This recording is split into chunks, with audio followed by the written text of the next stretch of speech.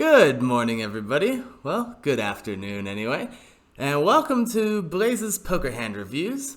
If you like these videos, please like and subscribe, and also follow me on Twitch at twitch.tv/Blaise Bourgeois. The link is in the description. So, this hand I bring to you today comes from Tuesday's $5,000 guarantee on ACR, which had an $11 buy-in. I ended up coming in second place in this tournament out of 377 players and came out with a beautiful $635 score. So this was beautiful not only because, $635 is a lot of money, obviously, but because I've been in a little bit of a downswing running into a lot of sick rivers lately. But also, I just invested $1,000 in the Raise Your Edge MTT Masterclass earlier in the day. And I don't like to spend a lot of money on about anything. So that was kind of nagging at me. It does have a money back guarantee if you don't like it though. So I decided, hey, let me give it a try. The reviews are incredible. You're taught by Ben CB, he's got over $40 million in tournament cashes, and he's accessible to you on a Discord channel. So even though I just signed up and only had a single hour to study this masterclass so far, I've been able to get on the Discord channel and discuss some different topics in poker, including some sticky spots with not only Ben CB, but some of the top professional poker players in the world. And that's exactly what I did with this hand. And luckily for me, I got the thumbs up from the pros on how I ended up playing this hand from start to finish. So today, we are under the gun with King Jack suited. We are playing 700, 1400 blinds.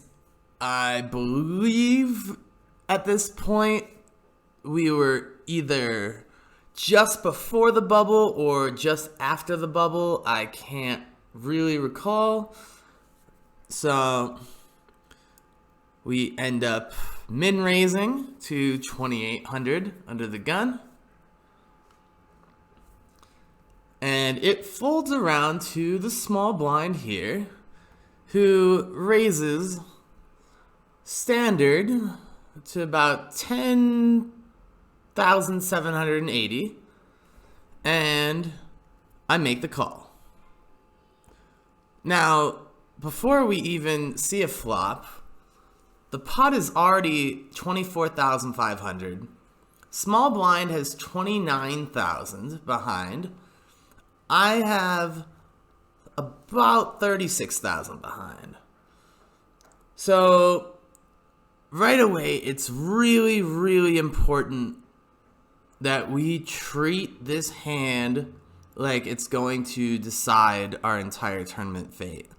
And it's kind of important to treat every hand like that. You want to be laser focused even on small limped pots, because you never know where the hand's going to go. But we already have well over half our chip stacks in the pot to begin with. So there's probably going to be a lot of money going in, probably all of it going in here. So we see the flop, and it's King Jack Ace, which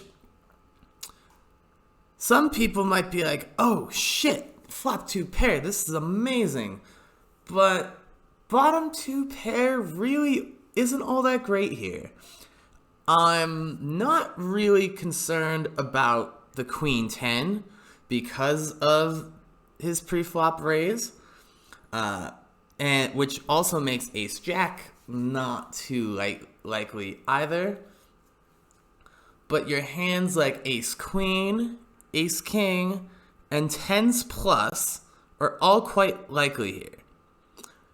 So he very well could have ace king 2 pair,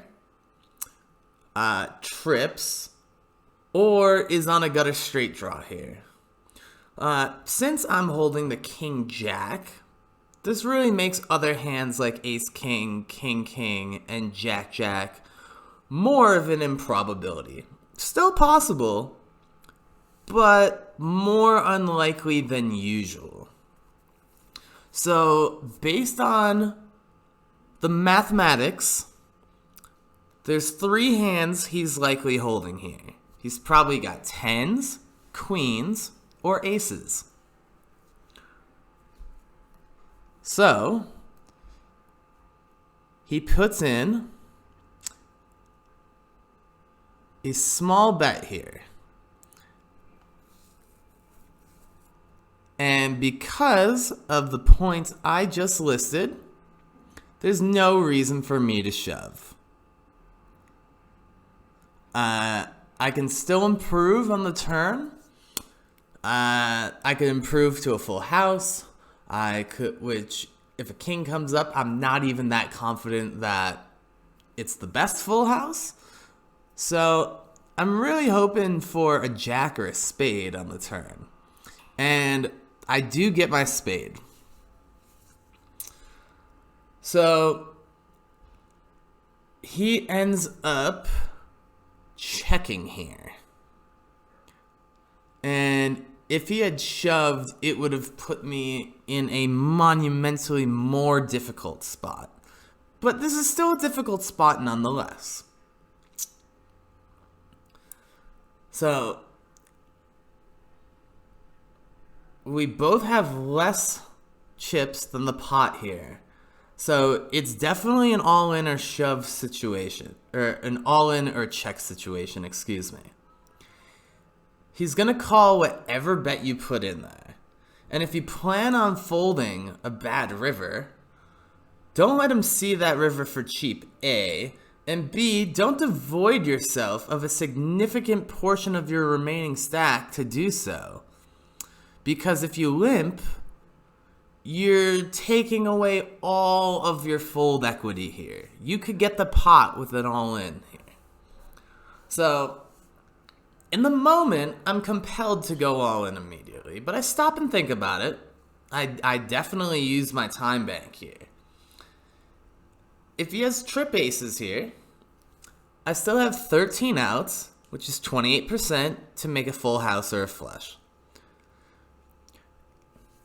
Now, it'd actually be worse for him to have an ace-king than a pair of aces here, because it would reduce me to 11 outs.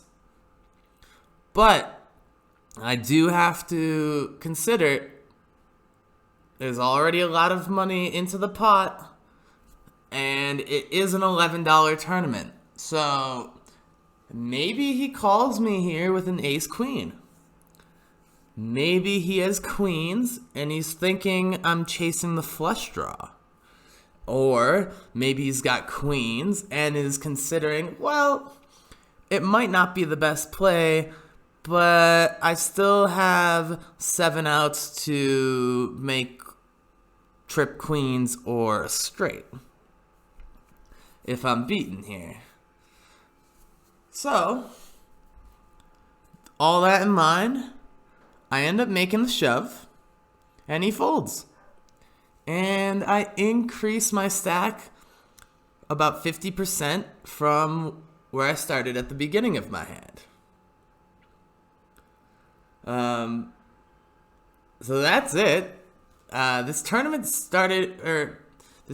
was great all around because I found myself down to about 5 big blinds on 3 separate occasions, and instead of kind of just being like, fuck it, it's lost, let me just shove my next hand and get it over with, I was able to remain patient and claw my way back in each and every time, I was down 5 big blinds on the final table, I think with 7 players remaining, and I ended up getting a quadruple up on one instance, and eventually went into heads up on the final with a 5-1 chip advantage. Unfortunately, I ended up losing because of a couple bad beats. One hand, I flopped bottom 2 pair, 8-9 against his pair of kings, and he ends up hitting a queen on the river to give him 2 pair. When we were about the same chip stack, which this is basically how the tournament ended for me. I called an all-in with top 2 pair against his open-ended straight draw, and he ends up hitting. But that's variance. That's all out of your control. What is in your control is setting yourself up to have the best chance of winning. Making the mathematically smart play is always in your control. Not shoving every time you get a really nice pocket pair, or every time you're down to just a few big blinds and you think your tournament's over. If you have chips, you are alive. You can still make smart plays. So knowing your pre-flop ranges, mixing in some good semi-bluffs, hitting the occasional lucky card, and playing fundamentally sound poker will give you a massive edge over your opponents. And if you're a winning player and you're in a downswing, it's really important to step away from the tables for a day or two. Just regroup, don't get discouraged. Know that variance happens. Sometimes you'll encounter days where it seems like every single river card is a 3 or 4 outer that sucks you out, and that happened to me on Sunday. I think I played 12 or 15 tournaments on Sunday, a couple of them going 4 or 5 hours long, and I didn't cash a single time. And this almost never happens. I cannot remember the last time I didn't cash once in an entire session. So obviously I was upset, and I didn't have a money-making day on Saturday either. I did have a couple cashes on Saturday, but it was still at a net loss. So I walked away, I regrouped, I slept it off. I came back on Tuesday with a new positive mindset, and we ended up with a really, really nice $635 score. So anyway, if you liked the video, please comment and subscribe. I'd really appreciate it. Add me on Twitch. Once again, the link's in the bio. The link's in the... No bios on YouTube. The link is in the description. Thank you so much for tuning in. I'm Blaise Bourgeois, signing off.